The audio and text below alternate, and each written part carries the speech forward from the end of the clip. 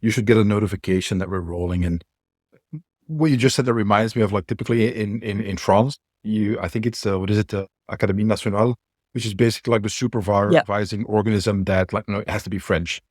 Now, when I was back in high school and I did modern languages and Latin was what I studied, there was a lot to do about that. And it was along the lines of like certain English words were prohibited, like computer, no, ordinateur. Yeah. And all this kind of stuff. I think basket, which is like, Oh, how yes. would you Yeah, call it? Like basketball Air boots. Yeah. Jordans, those kind of shoes. Yeah. I think that was allowed, but other than that, it's like, no, we can't have that. Now, my ex brother-in-law, he worked for a really big international company, and he had to go do basically a training session, I think of several weeks in France, to learn all those technical terms by heart. And I don't remember because this is like 20 plus years ago, but he told me a few, and there was just no way you could as a non-native speaker, and even as a native French speaker, there's like, you would say, I don't know, cell phone, and they'd have like almost like a string of 5 words that were completely different. So it's, I love language. I just, it's always been something that fascinates me. Excellent. Etymology is also something that I find extremely interesting. So it's always fun to see how people in a certain culture react to language, and also the influence of Absolutely foreign inevitable. languages, And like which what is you say, I mean, inevitable. I know that the French try very hard to control a language. You can't control language. And it's just a really fascinating thing to watch how language develop. Again, as a former English teacher, I used to teach development of English language and different Englishes across the world.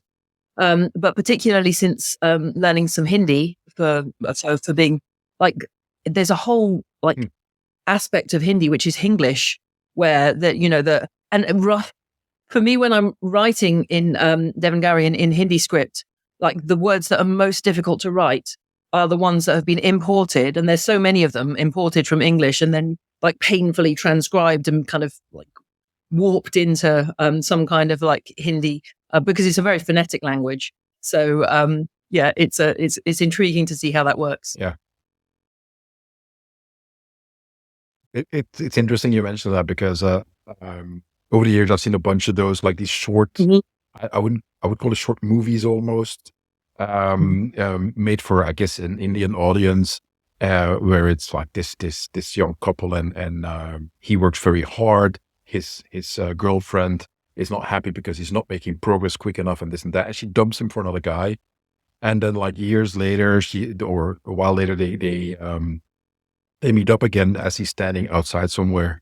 And how have you been? This and that. And he's, what are you doing here? And she says, I'm waiting for my boyfriend. And he's going to introduce me to his boss. And then her boyfriend comes out, and then her ex-boyfriend is now his boss. And those kind of really corny stories, basically. But I mean, and the Chinese have similar stuff.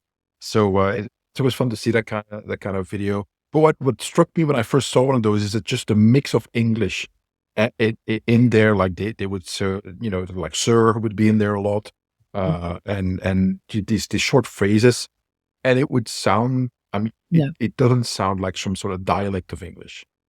It seems like this bizarre blend of languages. Absolutely, and when you're listening to it, it's completely seamless, and you sort of have this like Hindi, women's empowerment, Hindi, self-defense. And, a lot of the time, I think it's particularly for people like yourself who are nerdy about language, it's really interesting, the concepts that have been imported, particularly that retain the culture that they've kind of been foisted or like absorbed from. Then you get those things tend to stay more, whereas things that are more organically Indian then tend to come up a little bit more with their own words that are kind of locally grown, if you like. Yeah, it's fascinating and complex at the same time. And what I find most interesting is how very often I find it most in Western societies where the policing of language has become very important, particularly in the last, let's say, 10 to 15 years. Now, it's always been true. I mean, you can go back to George Orwell talking about language, and that is a long time ago, and before that as well. So it's not new, but obviously we now have internet, social media, and so on. So everything goes at a much faster pace nowadays. So the change and the trying to force change, both of them, natural, organic change, and then something that is pushed down from above, they're kind of competing constantly. The best example is for a few years ago. So I'm Belgian. Belgium is a country divided of several ethnic communities. One French speaking, one Dutch speaking, which is I'm Flemish, so that I'm from that part. We do have a small part of German speaking as well, and that was like after one of the big wars here. Reparations were done, and we got off Germany. These people speak, most German. Now, the Netherlands is a country right next to us. They also speak Dutch. So people confuse us. It's like Canada and US, people confuse us. But there was a lot of activism a few years ago in the Netherlands about that if I describe my skin color, I would say blank, like the blank page. White is a color. I am not white. At best, I'm pink, but I'm not white at all. Now, there was this activism in the Netherlands of Black activists that were saying, like, you can't say white anymore. When I'm talking about my skin color, because it's insulting to Black people. I never got the logic. I never got it. But I'm like, I find it insulting that you would call me white, because in Chinese call you pale ghost. So that's an insult. So if you call me white, I think that's insulting. And I saw how it started, where it was, no, well, the newspapers are agreeing that they will, let their journalists pick and choose if they want to use it or not. And then a little bit later, then that was in Netherlands, then the Belgian journalists started doing the same thing. Fast forward a few years, and now you get looked at, askew if you don't use it. And I'm like, I never signed on for this. I think this is nonsense. Just because a handful of people find it offensive doesn't mean that the entire language must change. And then you see, obviously, the pushback that comes from that, when people say, like, well, I'm going to say twice as hard, say that I'm blank. So it's very strange sometimes to see how people keep on trying to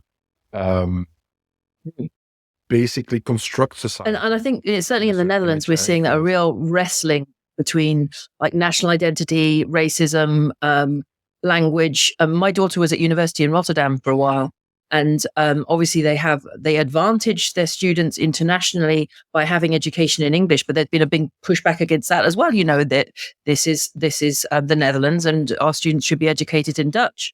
And so then correspondingly, you get a drop off of foreign students who want to study at some of the excellent Dutch universities, because of course, they don't, my daughter speaks some Dutch and some German, but she was being educated in Rotterdam in English. So I think it's particularly an issue for countries where the language is more of a minority, because English is lingua franca, and generally people will benefit from having that language.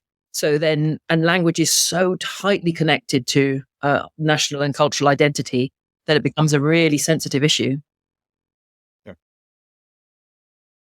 Yeah, especially like here is the same thing now. Again, the history of Belgium is very complex. The country is very complex. Most people cannot understand it. Hell, most Belgians don't understand it. So it's just, it is what it is. But we do have ethnic tensions, and have had that ever since Belgium was constructed, because it didn't grow organically. It was constructed. Way back in like the 60s, the former Yugoslavia was shown to us as like, this is the example of how two different ethnic communities can get along.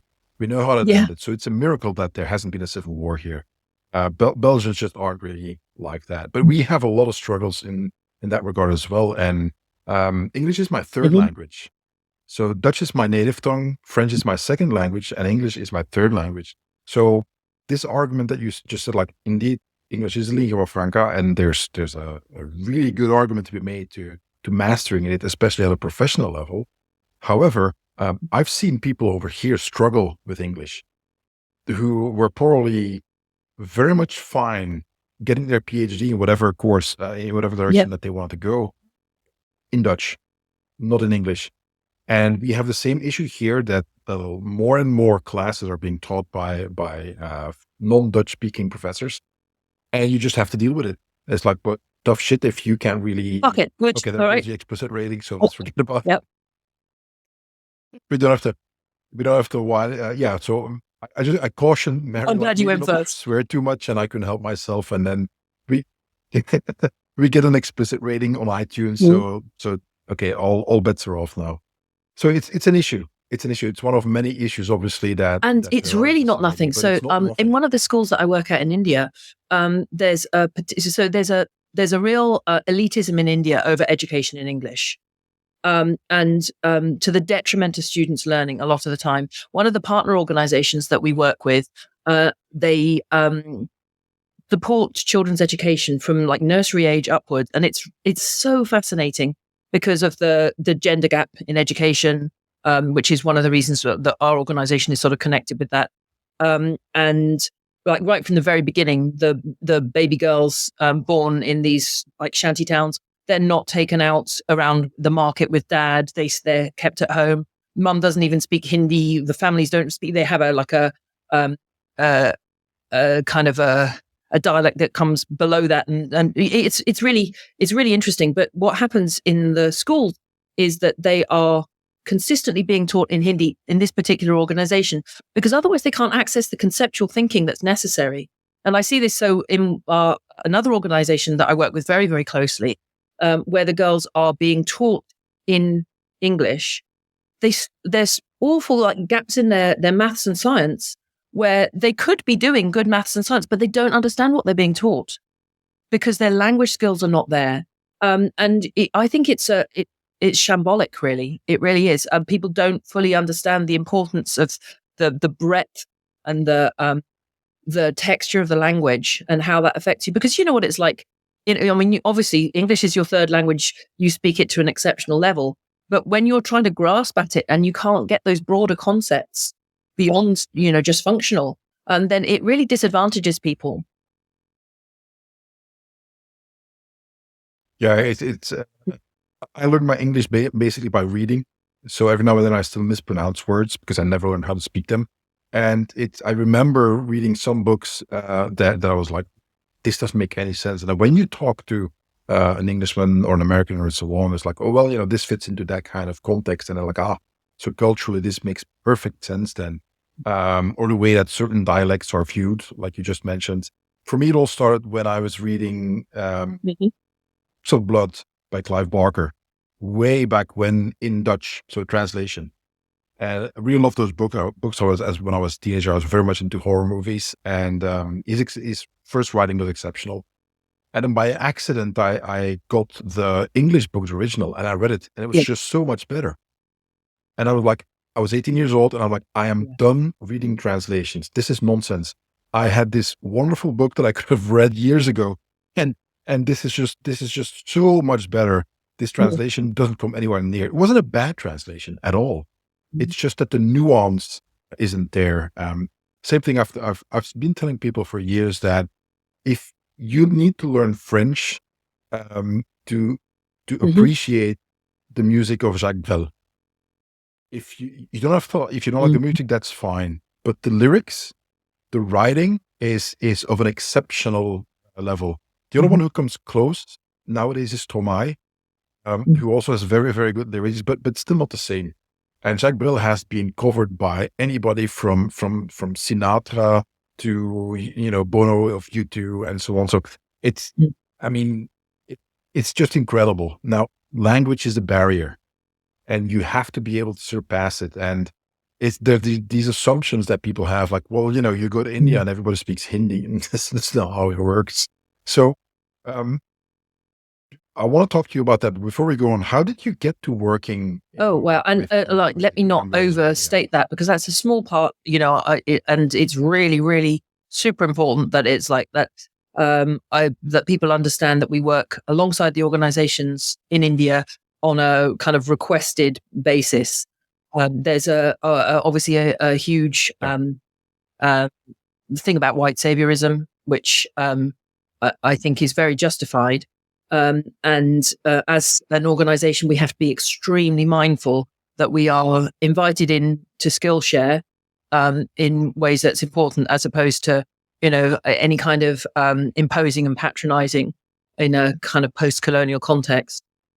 So effectively, the organization Fairfight, which is based in the Netherlands, was looking for within their karate project. So they have outreach in Zambia, in Zimbabwe, and in India, in Uttar Pradesh. And this had been going on since 2016. And I joined the project at the end of 2017, 2018. And the project was struggling a little bit because it all comes down to the concept of wider benefits of karate. So you can learn, kicking and punching, but are you learning the confidence and physical assertiveness that goes alongside that? Is it building you as a person? This is obviously very controversial because it depends a lot. If a bad person is teaching karate, then they're going to be teaching bad character along with karate. It's not some magical formula that makes you like fantastically good. And there's, plenty of opportunity to discuss that. That's probably not the topic for today. But as a teacher, my karate teaching has always been of that holistic level. And the reason that I was brought into Fairfight was to help support the instructors on the ground in their development as teachers. And that then, having been there, I also then, over the course of several years, have developed a relationship with a self-defense training organization that's based there, not martial artists originally at all. And they teach, they campaign against sexual assault, and they go out teaching basic self-defense skills across the whole region in the villages. Thousands and thousands of women learn from this team of young female instructors. And so I have an ongoing relationship with them where I go back and we work on the upskills every year and help them with their instructor development as well. That's fundamentally the elevator answer to your question. All right. Now, when you say that you go there to help the teachers basically develop their skills, obviously there's a huge culture gap. So how different? I mean, what would be the differences that you see between teachers here in the West, in the UK, and so on, and the teachers that you see? I would say one of the primary differences is the student, because particularly, so part of my work here in the UK, I also work as a supply teacher, as a substitute teacher. So I see a range of challenging behaviors in and outside of the classroom. When you visit a school in India, it's quite staggering. And I've visited many schools in India at all different ages and levels. The students are, for the most part, silent. For the most, but not, that's unfair. They are lively and engaging in their education, particularly in some of the best schools that I've seen. However, the culture around education is far more. Most people pay for their education in India. So here in the UK, obviously, it's basically the reverse.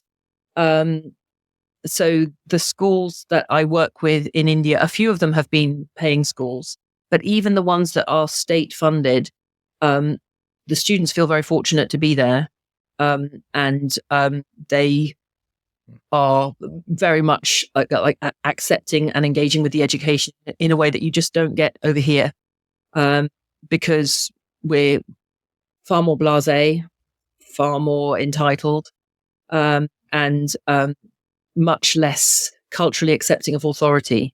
As a person who's not I'm not accepting of authority myself at all.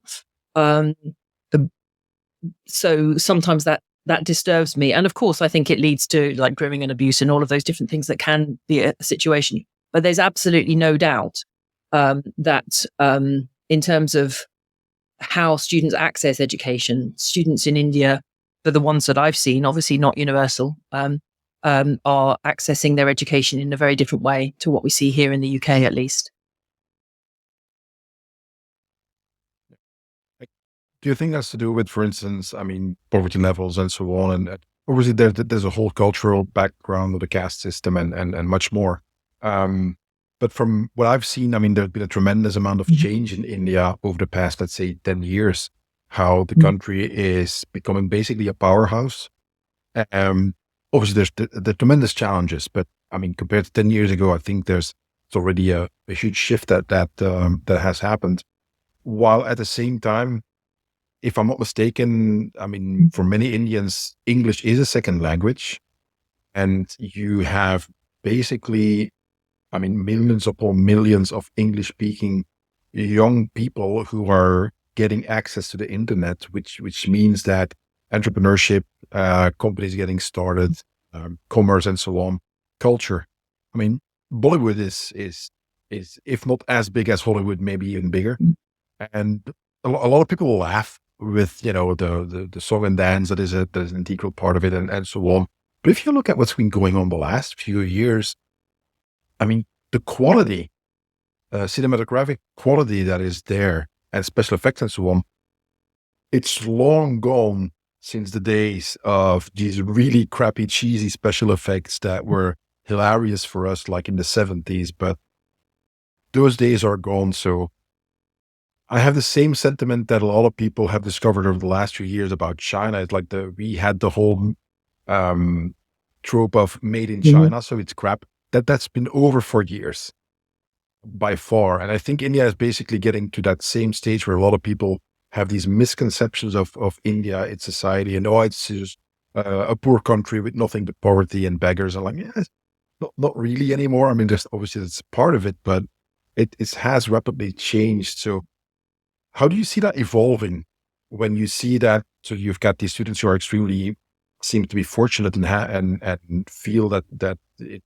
they're happy to be there because they know that they're getting an education where that is not a given. And then seeing how they increasingly will be able to interact globally with other people, internet connectivity and so on. How do you see that evolving? Do you think that culture will stay similar or change rapidly? So what do you think for me, one of the kind of hardest things to adjust to is how unequal society is in India. So all of what you're saying is entirely true. And I've got a lot of friends who have been in southern parts of India or in Hyderabad, other places where there's tremendous development and great opportunities for young people. And, in Uttar Pradesh, there's still a great deal of poverty. And the way that we manage our social security in the UK, you don't see that in India. And you don't have, so for the poorest in society, and particularly those outside, so there's a massive contrast between the towns and the villages. So outside in the villages, I mean, the school that I was talking about before, up in the mountains, there's a board on the wall which is children who have died from snake bite walking to school. It's where they have no access to medical emergency facilities, in some cases, no real knowledge of medical emergency facilities because they're so remote that and then you go to Delhi and it's like being in any other capital city. Everything is working. They have the best medical care. I have Indian friends of my parents in this country that will go to India for their operations instead of doing them on the NHS because, the medical care is far superior in many places there. So what we really see, and we get questions about this sometimes as well. Why are you going to India? India is a massive economy. They should be, looking after their own people. And you don't see it. I don't see it and India is a gigantic country in which I'm visiting only a very small corner. But in the corner that I'm visiting, you're not seeing the wealth. You're not seeing, and what you are seeing is, Prime Minister Modi is local to the area that I visit. And so a few times when I've been there, he's visited town and you just get this horrendous, there's fresh paint along the street that he's going to travel on, and people who would normally live there under a box are kicked out for that 24 hours that he's going to, that's how it is. Yeah. And that's not good. And we see in the individual stories of the girls that we work with, we're still seeing marriage much too young. We're still seeing children that are pulled out of education, girls particularly pulled out of education to help in the home, deprived of careers, deprived of opportunities. And I know that that's not unique to India, but it is something that's very common there.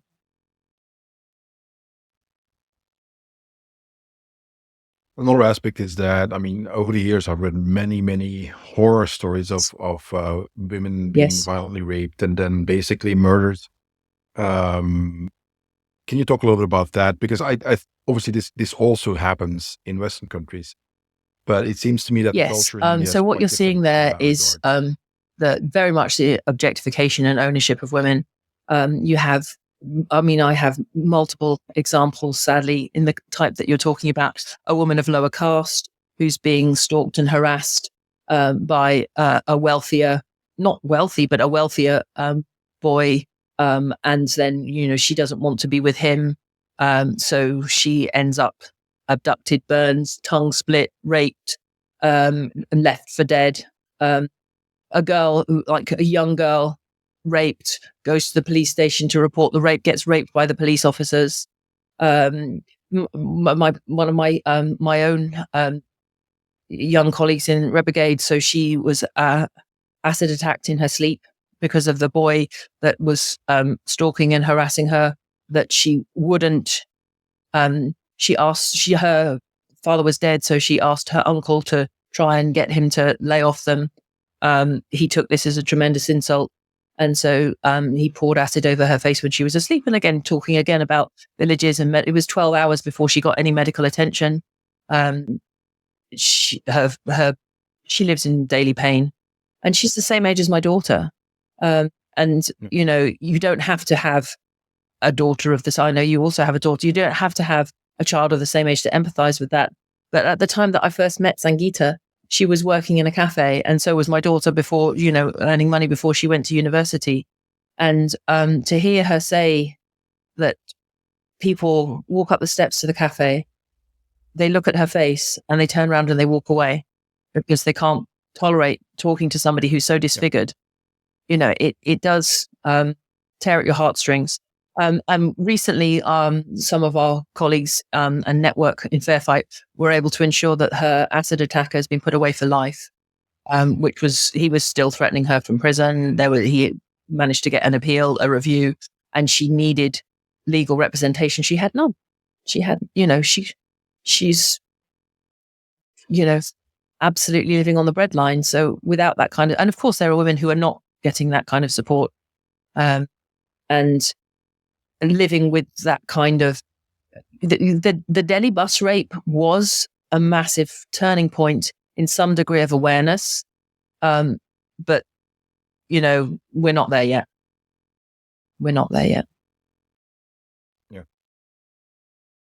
How do you see that kind of situation change? I mean, if it is clearly a combination of many factors, but most of it's a part of the culture.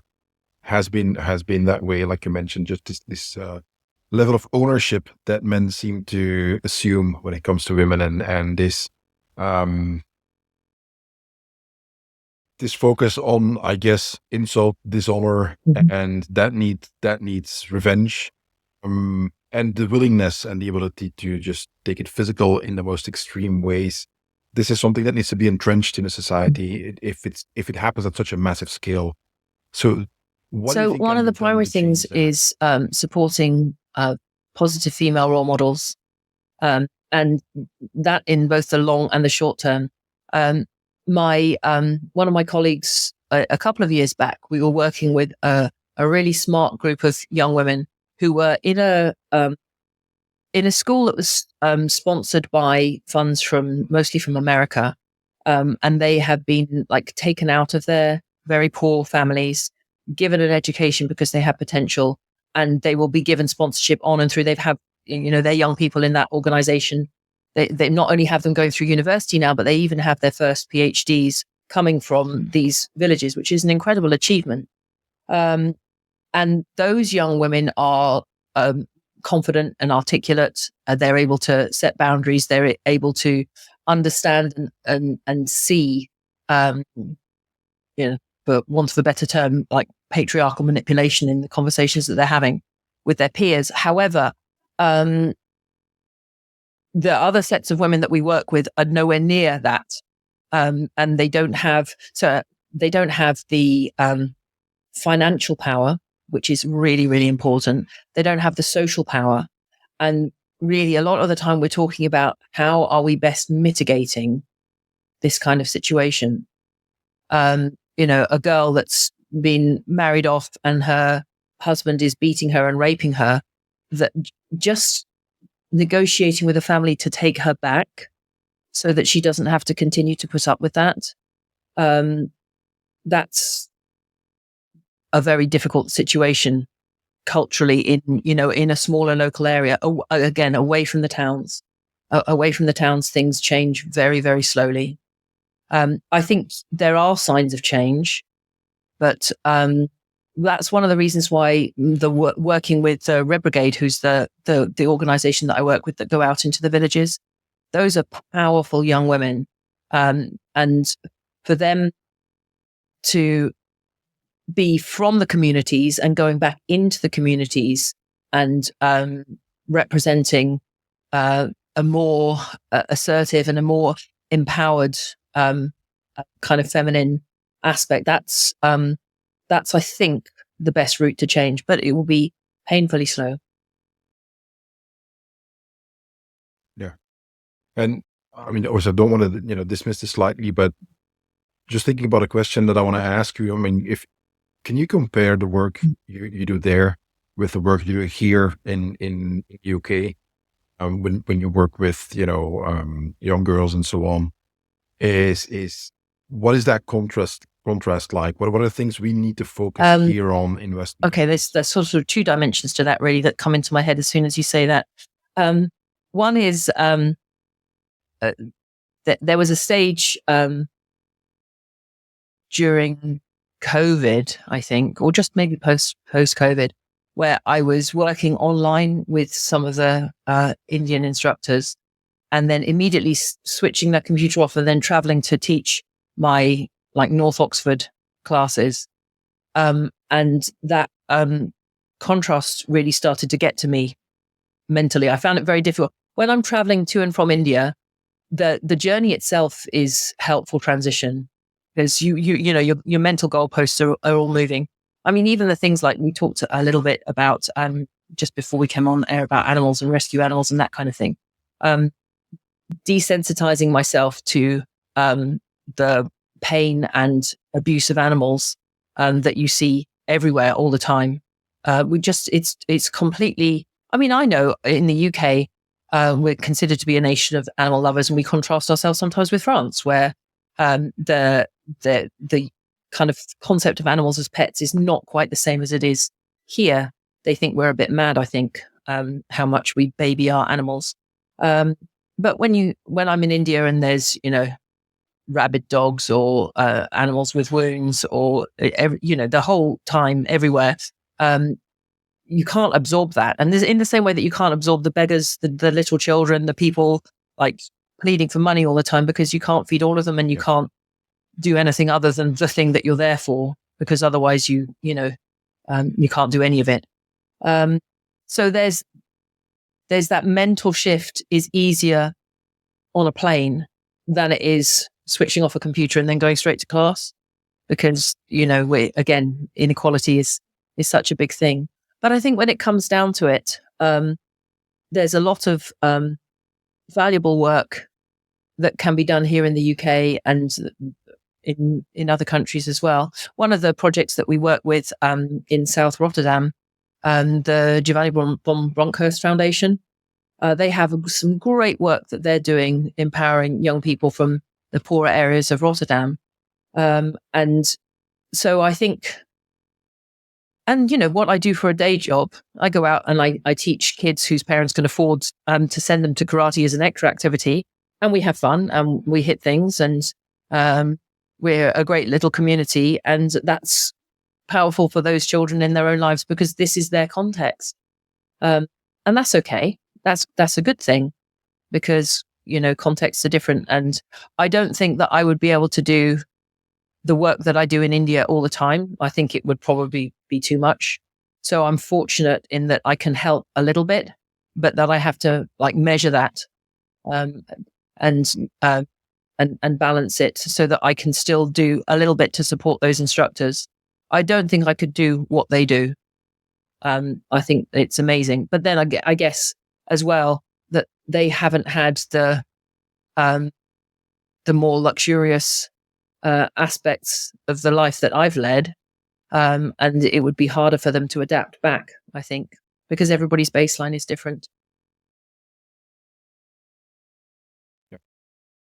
That makes perfect sense, and it's one of those issues that often sets you out from polite society. Maybe is a good way to say it, because I for sure know that a lot of things that I've seen and done and so on, and the people that I know, the result of that is that very often you have a very, very different outlook on life, society, politics, many things than I would say, not dismissively, but regular people who are not involved in that kind of stuff, who have like a 9 to 5 job or not, who are very, very career driven and doing amazing things, but they live in a very different kind of society. And what we just talked about is by no means a part of it, other than maybe a social media post or news item that they read about, and then they move on with their day. And I'm not complaining, I'm not judging, or just saying that that's normal. Not everybody's involved in this kind of stuff. But you mentioned desensitizing yourself to the cruelty, and then same thing is what I have when it comes to violence, because I've seen so much of it. I can't count the number of real life videos that I've seen of actual events of people getting slaughtered, massacred, murdered, raped, tortured. I mean, you name it, I've seen it. And it's not that I think that I obviously don't enjoy watching that, but it's a lot of the work that I do, that I try to do, is about prevention of violence, and the largest portion of that, in my opinion, is making people understand the reality of it. You cannot prevent anything if you don't understand how it works, what it's like, and so on. And I found this extremely difficult in the long run when more and more, I guess it seems that people believe the nonsense, the TikTok hype, the movies, TV, and so on. I'm like, guys, this is just not how it works. You offer solutions to problems that don't exist, and the actual problem you dismiss when somebody shows it to you. So anyway, that's kind of my roundabout way of saying is that, how do you deal with the fact that you're kind of outside of societal norms in a certain way, simply by the fact that you know these young girls in India, you know what their story is like, you've seen it firsthand, and so on, and knowing upfront, like, well, I can't help everybody, so I'm doing my part, but you can't burn out, because otherwise it all stops, which is a huge issue in people who take on these roles. So how do you handle that aspect of what, in polite conversation, I usually shut up about what I think, again, like I said at the very beginning of this conversation, I don't want to overemphasize, like, oh, I'm not like in India every weekend doing all of these fantastic all the time. And, it's... No, of course. Because I think for me as well, like supporting the instructors that are there actually doing it every day, that's a really, really important thing. But, I'm lucky. I have my cats. I have my family. I get to, go to the gym and all of these kind of things that I consider to be real kind of luxuries and benefits for sure. So I think I guess since going to India, I have learned so much about realities of violence, what is relevant to the demographic that I most want to work to. And I really resonate with what you're saying about needing to understand for your demographic, fully understand the best of your ability. And that's taken me on a real journey for myself in terms of what I've learned about self-defense, who I've followed, who I've trained with, how to work around realities for women's self-defense, which is, of course, that most people are not teaching that the ones most likely to. Is less true in India, where there's a higher level of social violence against women. But certainly in this country, the person who's going to hurt you is the one that you love. And there are huge complexities into how you defend yourself against that. And so for me, learning to teach preventative self-defense and understand what happens before. So in Hindi, I have that sometimes the young woman will say, but what if there's 4 of them and they've cable tied you and you've done this and you've done that and you've done that. And I'm always like, okay, we have a timeline. What happened before? What happened before? What happened before? What happened before? And we work all the way back down the timeline until there's a possibility that we could have taken some action that would have had an effect. Again, always with the proviso that we're not victim blaming. This shouldn't happen, but that's just naivety. At some point, you can't just say, "Oh, people shouldn't do that." That's just bollocks, because we have our explicit language thing, so I can say that that's just bollocks. I think what you're talking about there in terms of understanding and teaching realities of violence, that's been a really important thing for me in terms of how to teach both in this country and in India, is taking it sort of backwards from the moment of violence, which is still important. I still absolutely teach that. I teach lots of very, yes, that is really important, but all the way down to all the red flags, all the boundary setting, all the awareness drills, all that kind of identifying people around you that may be dangerous to you, of peer support, all of these different things are highly relevant, both in India and here. Although in India, the terrain is very different, still the principles remain the same. For me, prevention is one of the most important aspects, obviously, and in particular for women and girls.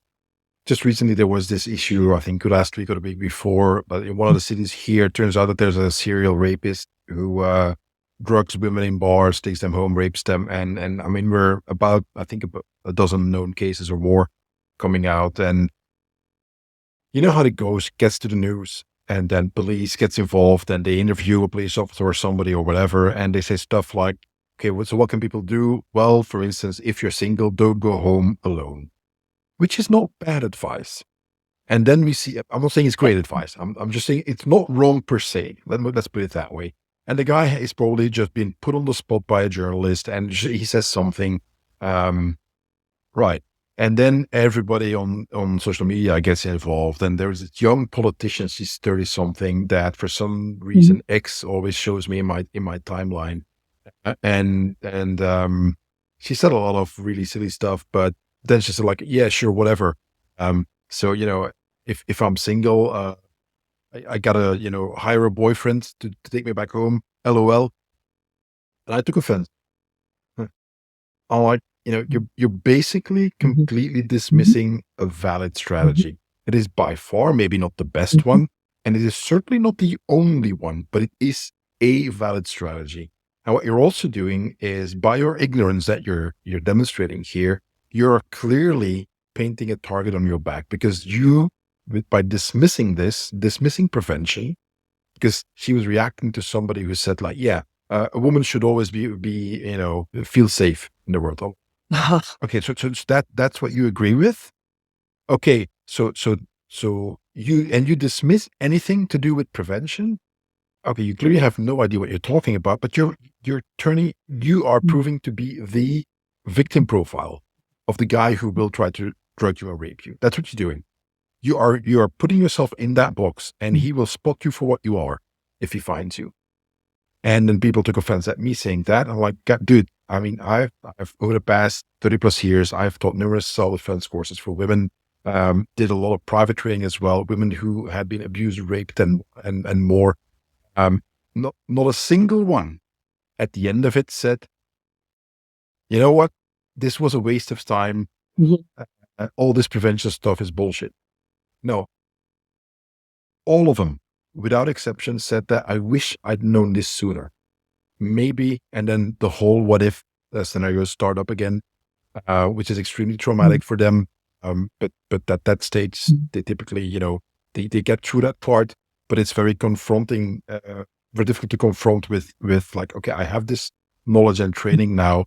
Things might have been different. And then you have this young woman who has thousands of followers, just casually dismissing that and laughing it off. And then I'm like, you just want more rape victims. That's what you want. You don't know you want that, but that's what you're saying. You're saying like, screw prevention, blah, blah, blah, teach men not to rape, the whole bullshit explanation. I'm like, it's not about victim blaming. And and for the listeners who've been following for a while, I'm sorry, I'm going to repeat this again, but there's something called gross negligence, where somebody else gets hurt because of your actions. You also can be negligent with your own safety. Now, if you leave your cell phone on the dashboard in your car and it gets broken into, guess what? Insurance is not going to reimburse you. Look up the negligence clause. It's going to be right in there. If you leave your house unlocked and door wide open and everything gets stolen, insurance is not going to cover you. That's how it works. You have a duty to yourself at first. And if something is reasonable for an adult human being to know that this is dangerous, this can cause you harm, and you say, damn the torpedoes, straight ahead, I'm going to keep going anyway, that's on you. That's not society's fault.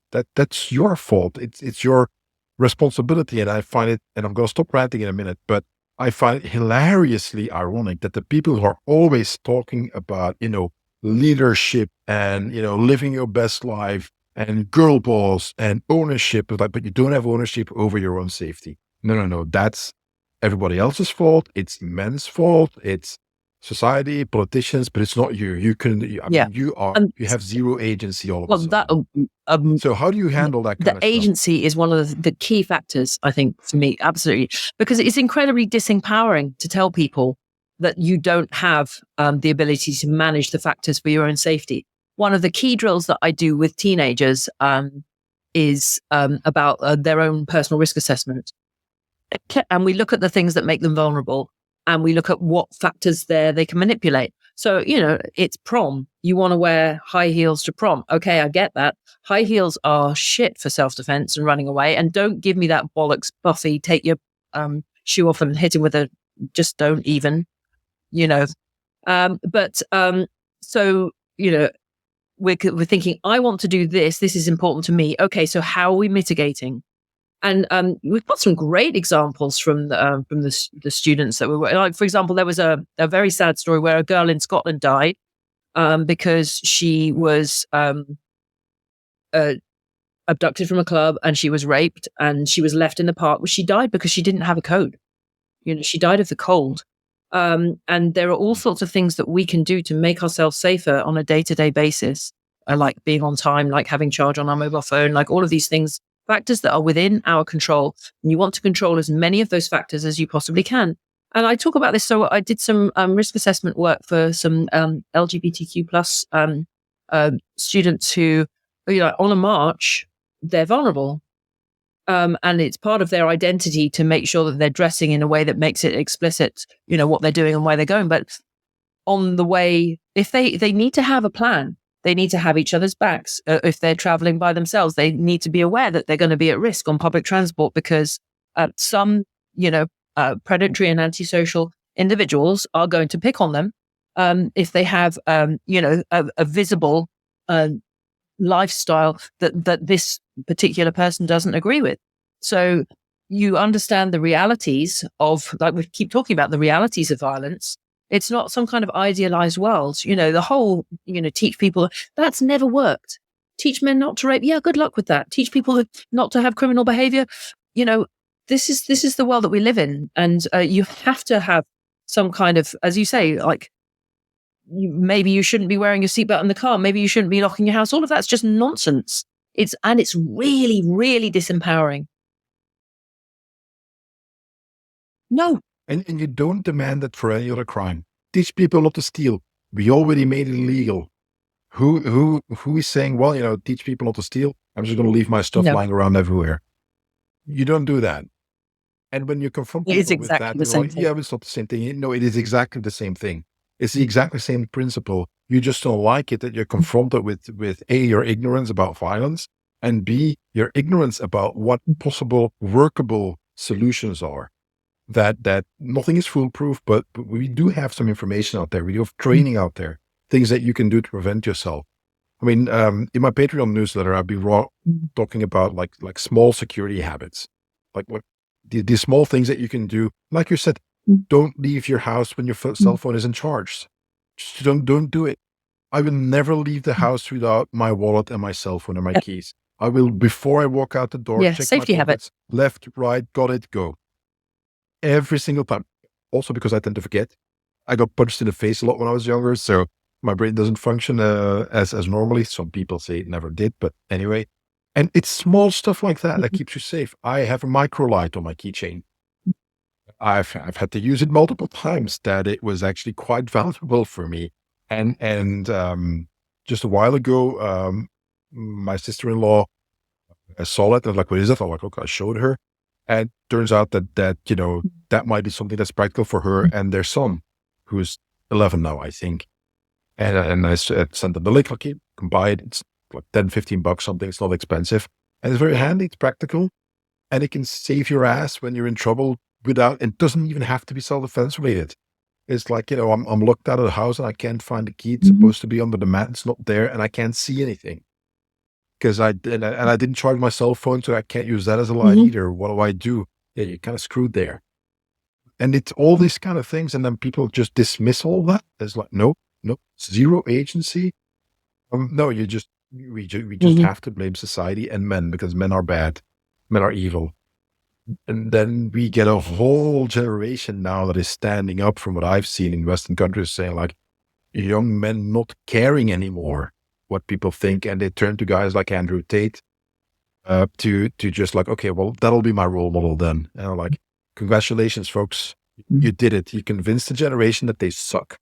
Yeah, What do no, you think's and gonna that happen next? in itself, I think there's a again, this isn't particularly my area, is more feminism, but I do think there is a crisis in masculinity, and it's being, I think, very openly and positively discussed in martial arts, because it was International Men's Day this week, and obviously that doesn't get as much social media attention as International Women's Day. Oh, it gets a lot of sarcastic comments and women just laughing at it. Like, what do you guys have to complain for? Yeah, I mean, and There's a lot of that. But the focus on this year's International Men's Day was about positive role models, and I thought that was a really great selection. And it's been really interesting to see the role models that people have come up with and why. And I think celebrating positive male role models is the counter that we need to the Andrew Tate type generation. There's some projects going on with teenage boys in the UK around understanding where boys are getting their information from, which is the first thing. Like you say, unless you know what's happening, you can't deal with it. So really fully building an understanding of exactly what information is being deliberately fed to teenage boys, and then understanding how best to counter that. Because it's not right for a 17-year-old boy to be told to try and be smashing his jaw to make microfractures so that he has a better jawline, so that he's going to be, this is very fucked up. All of the kind of like steroid use and the dangerous advice that's being given around body and skin and gyms and all of this kind of stuff. It's so messed up. I saw, I think it's Matt Thornton's book, which really looks at the impact of the absence of male role models, and it was really fascinating. And I think that it's really difficult. I'm not kind of playing the violin for poor men, because fuck it, they have had it their own way for centuries. Just saying. But right now, for a man to be strong and strong and sensitive and all of these different things, without being flung at for being, woke or a simp or a cuck or any of these other things that get chucked at men who make an attempt to understand both sides of the argument. It's that whole thing about fucking nuance. People don't get it. they don't get that you can be both. You don't, if you are a thoughtful man who understands some of the issues that face women, you don't have to deny that there are issues for women in order to be a man. That's not essential. It doesn't, it's more complex than that. But the internet doesn't see things in sufficient complexity. And then arguments are being had which are just disappointing, dangerous, and pathetic. Yeah. There's a really good TED talk from a while ago. A woman, a scientist, and she did research on, I think it was shame, Yeah.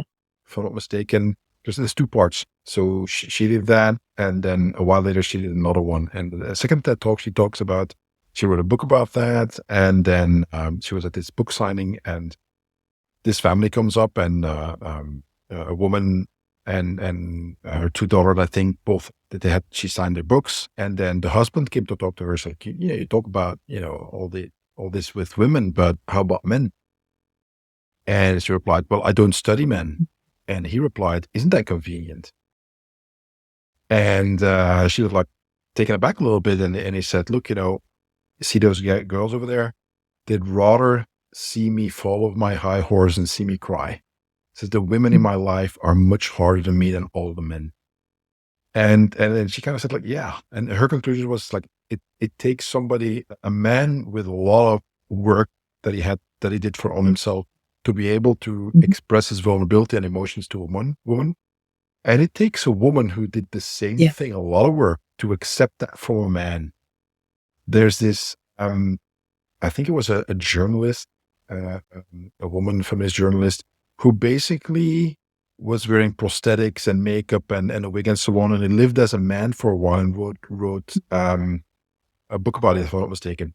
And she said she was extremely, fuck the patriarchy and all that kind of stuff. And she said, men have it horrible. It's horrible being a man. You guys have no idea. They've got nothing. And she committed suicide. So I'm sure there's more to the story of that. But I remember seeing that documentary where they showed her, basically in camouflage, so to speak. And she would hang out in bars. And she said, the way that women treat me when they think I'm a man, it's horrible. People have no idea. Now, I'm not a men's rights advocate. I'm a Gen Xer. So I'm like, don't care. Just leave me the hell alone. And I'll just do my thing. And if I don't know you personally, and you don't know my friend or my family, whatever's going on with me is none of your business. That's kind of it. I have no issue talking about all that kind of stuff. It's just that I'm just going to cry because, something happens. No, it's not going to happen. Maybe when I get older, I'll get more emotional, but right now it's not going to happen. So the whole point that I want to make is that there's a huge disconnect between what I've seen with third wave feminism, and I guess we're now at fourth wave, technically, maybe, compared to original feminism, which I'm all in favor of. No, it's not a zero-sum game. It doesn't have to be. And I think that's a huge part of the issue, that where you have men just checking out and like, we're done. And they go off into these extreme directions because it was seen as a zero-sum game. And if I'm not mistaken, for instance, right now, it's the difference between men and women graduating with degrees in the United States is like 60% women. Equality means that we have to now throw all women's access to PhDs, right? Because that's equality. That's what you want. Or not. Did you want dominance, payback? And I'm fine either way. Just say what you really, really want. And this whole disconnect between just common sense stuff, which you've talked about, and at the same time, realities that are very hard to ignore, on both sides. It just takes a tremendous amount of being able to talk honestly, openly. And I think that's where it breaks down, because we've kind of lost that. Everything's so polarized that just having like a nuanced discussion without it becoming political, without people getting upset, without ad hominem, without pushing agendas, I'm like, yeah, that's where it breaks down. And the people who've been listening to the podcast, I hope they know by now that I don't really have a particular agenda. I do have strong opinions, and they will come out. But I'll gladly talk with people who are on the other side of the argument. And one of my best friends, we just joked about it for I think for the past 15 years, I mean, we were at almost opposite ends of the scale, politically speaking, and we've only come closer. There's less that divides us, and even on the stuff we disagree with, I'm like, I get your point. Yeah, and I think that's, I mean, obviously that's definitely the way forward. As I say, within the martial arts community, you see so many really strong male role models that have the power to be there for, teenagers that I think are subject to very corrosive and damaging influences. But there's a really good book by Amanda Ripley, a New York Times journalist, on conflict. And she looks at a lot, I don't know if you're familiar with it, she lots of really good case studies about the highest conflict situations. And she looks at multiple case studies about trying to bring very, very polarized points of view together. And towards the end of the book, she looks at value systems, which I found very interesting. What are the value systems on people's moral compass, and where you're never going to connect people, but where you can find then connections to build bridges. And obviously it's essential to try and understand the other person, no matter how much you disagree with them, no matter how repugnant you find their viewpoint, unless you take the time to take away the shame and be able to discuss things openly and to understand why people have the opinions that they do, instead of just dismissing them out of hand as just being, sick and wrong. You never make any progress that way. The only way that you can mediate through conflict is to have a proper respectful understanding of the other person's viewpoint. Yeah, I don't remember. I think it was Bill Clinton during negotiations between Israel and Palestine for whatever treaty. It could have been Ronald Reagan. It could have been something else. I don't remember. It's been too long. But that obviously it was extremely difficult to get both parties table and then agree on anything. And that he said something along the lines of like, okay, what day is today? Tuesday. That's the other guy. Tuesday. Can we agree on that? Yes, we can. Right. It is possible for both of us to agree. We just proved that this is our common ground.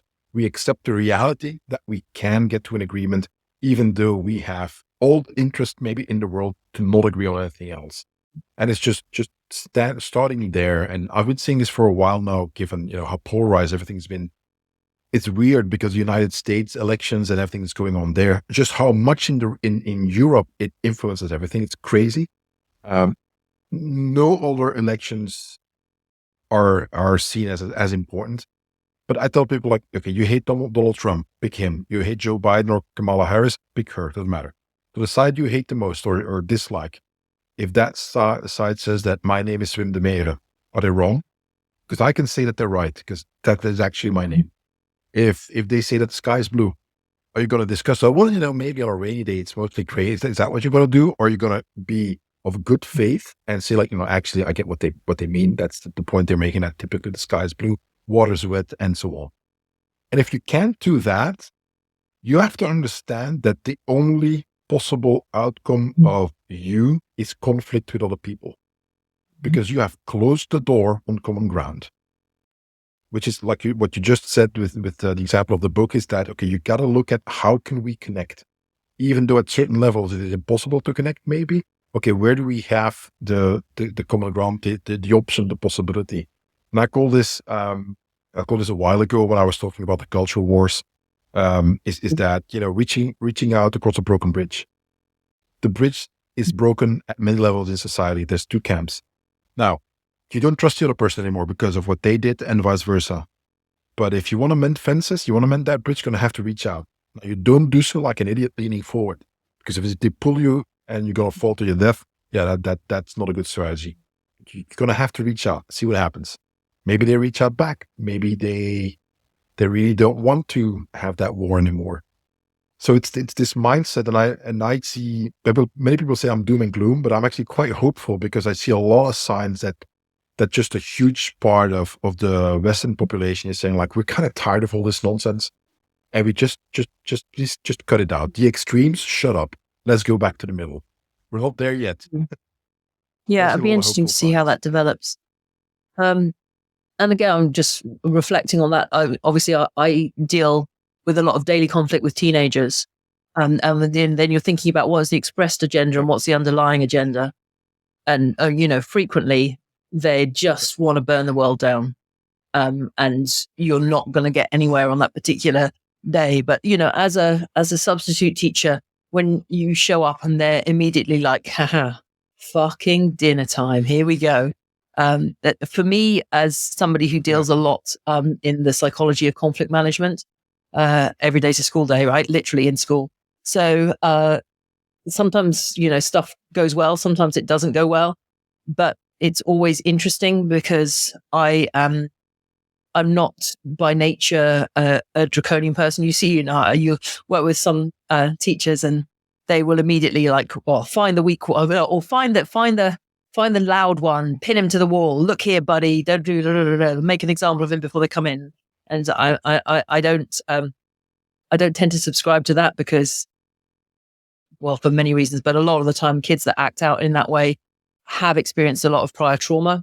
And I don't particularly want to be adding to that. Interestingly, I had a couple of kids that were horrendous on the way into class the other day. They'd never seen me before. I wasn't their normal person. Absolute shitstorm of a start to the lesson. And then once they settled down and we got talking a little bit, one thing went another way. And both kids had, not that they liked each other because they came from different parts of Syria, both Syrian refugees who hadn't been in this country particularly long. Any kind of change is unsettling and difficult in that kind of situation. And then we got to, again, we were talking about language and accents and different things because she had a very rural Syrian accent. His was very much more from the town. And we kind of worked through that and we got some maths done and it's all good. But I could have been, what the fuck, get out of here, after school detention, more, write it up or bollocks. And, we don't know what's going on in other people's lives all the time. And sometimes, that first assumption that I have authority and therefore I'm going to like use my power and authority to crush you, fucking do what I say. It can be the fastest way, but it's not usually the best way. And it certainly feeds the underlying ongoing conflict that we have in society anyway. So. Yeah, I agree. It's there's a time and place for it, for authority. And sometimes, yes, you do have to make an example, but maybe far less necessary than a lot of people think. If that's the only tool you have, obviously you're gonna use it, and you might get quite good at it, but then there's going to be an aftermath, and there's going to be second order consequences of that. Did you really gain anything? Did you really do your job in your case as a teacher, or did you just make it easier on yourself to get through that particular day? I'm not faulting anybody for it because my mom was a teacher, so it's a tough job, and I'm putting it mildly. We crossed the 1 hour mark, Mary. So we're gonna head on over to Patreon for the second part of this episode, where Mary's gonna answer a bunch of really fun questions about, for instance, your writing. You've written children books, so we're gonna talk about that. I've got some questions, some really good ones as well. Before we go, anything you want to share in closing? Is there anything particular? I can plug my Teaching Women in Karate course. That's one thing. People chase that, which is just some considerations for when you're teaching women in a mixed environment that has predominantly been male. So that's a fun thing to throw in there. But yeah, other than that, I just enjoy being part of the dialogue. So hit me up if you want to argue with me about feminism, martial arts, writing, language, or any of the other subjects we've covered today. So my website is athenakarate.com. And I'm around on Facebook quite a lot. And Blue Sky now. I quit Twitter because fuck Musk. Okay. I'll put the links in the show notes so that people who are listening to this episode, the best way to get to the show notes is you go to wimsblog.com/ and then the number of the episode. That's always, you get to a page. Anything that we talked about, if there's links to books or something else, then I'll just I'll add stuff there. All right, thank you so much, Mary. Folks, we are heading on over to Patreon, so I'll put a link to that second part as well. Join us there. There's tons of fun to be had. Bye. Okay, take care, everybody. Bye bye.